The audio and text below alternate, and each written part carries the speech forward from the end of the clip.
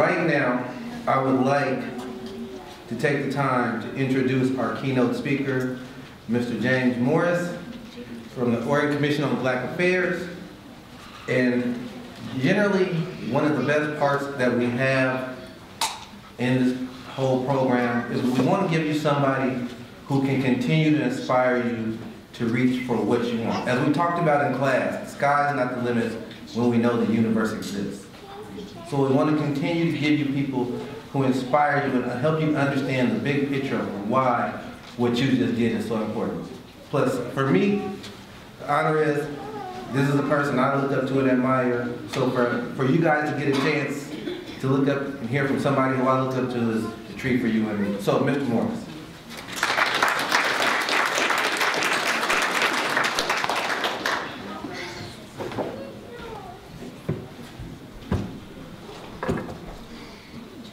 Well, I had some things prepared.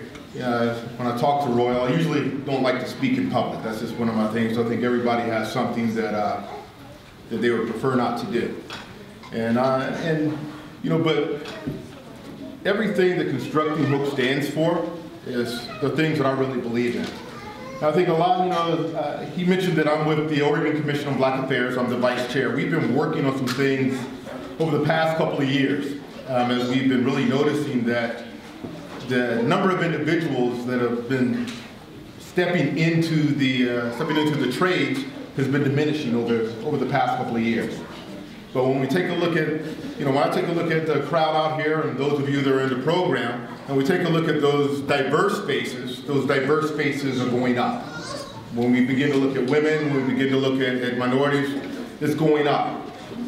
And, which causes some conversation, and part of that conversation is what is the future going to look like? And when we begin to talk about the future and what that future means, it's not what it means to us. It's not what it really truly means to me. It's what that future means to your children. When we begin to have conversations about journeymen, about foremen, about contractors, about those who are going to be getting the next contracts, about the next large companies to come about, those faces are sitting in this room.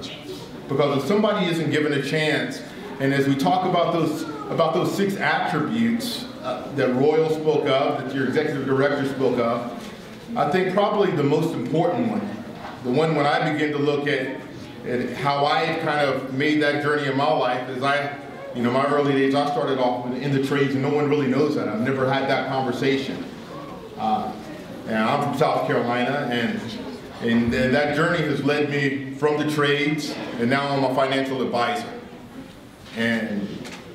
But the biggest one out of those 6 is mental toughness. Because there's going to come some days and there's going to come some times where you're going to look around and you're not going to see a lot of people that are like you, that understand you, that even get your vision. And all of you should have a vision. And you don't have to share that vision with those that are around you. It's that vision that you hold inside of yourself. And that's where that mental toughness comes in. Where you might be eating your lunch off to the side and no one's having that conversation, no one's showing you anything, no one's sharing with you some of that inside conversation. And then it's in those times that you reach in and you remember what that vision looks like for you. You remember what that vision looks like for your family.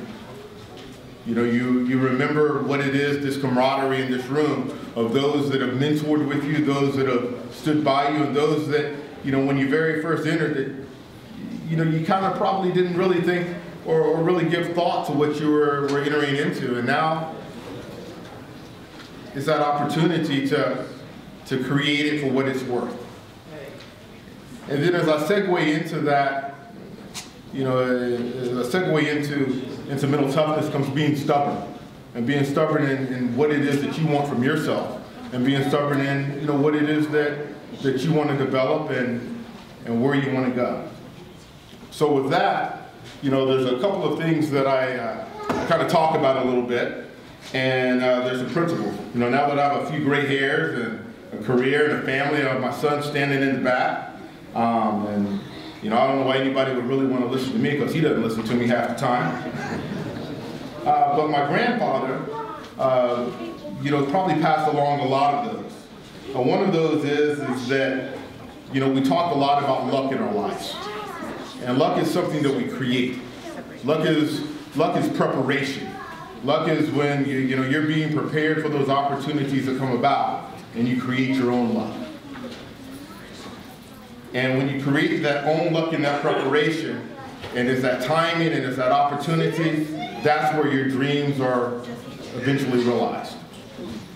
And I don't really have a lot more to say, and you probably want me to talk a lot longer, or maybe not talk at all.